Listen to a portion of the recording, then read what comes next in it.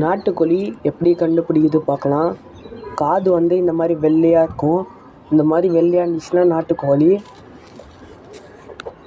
இந்த சைடும் வெள்ளையாக இருக்கும் காது.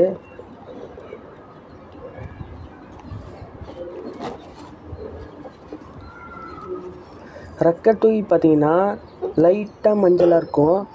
இந்த மாதிரி இருந்துச்சுன்னா அதுவும் நாட்டுக்கோழி. ஃபுல் மஞ்சளாகவும் இருக்கும், லைட் மஞ்சளாக இருந்துச்சுன்னா, ரெண்டும் இருந்துச்சுன்னா நாட்டுக்கோழி. வெள்ளையாக இருந்துச்சுன்னா கிராஸ் கோழி. மூக்கை பார்க்கணும். மூக்கு வந்து வெட்டி இருந்துச்சுன்னா அது வந்து கிராஸ் கோழி.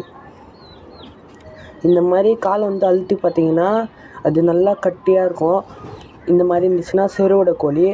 இப்போ வந்து வால் வந்து இந்த மாதிரி நின்று இருக்கும், நம்ம விட்டோன்னே அப்படியே வால் தூக்கிக்கும். இது வந்து ஒரு கிராஸ் கோழி. இது சோனாலி கோழி.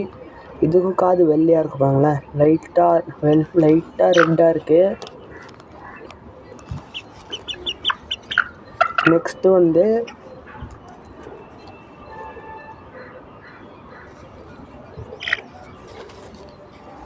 ரெக்கையை தூக்கி பார்க்கணும். ரெக்கையை தூக்கி பார்த்தா ஃபுல் ஒயிட்டாக இருப்பாங்க. இதுதான் கிராஸ் கோழி.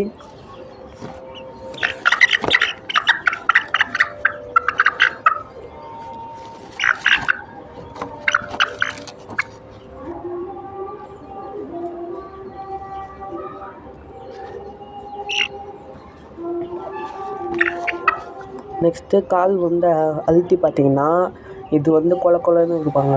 இதுதான் கிராஸ் கோழி. இது வந்து சோனாலி கோழி. அது வந்து சிறுவிடை கோழி.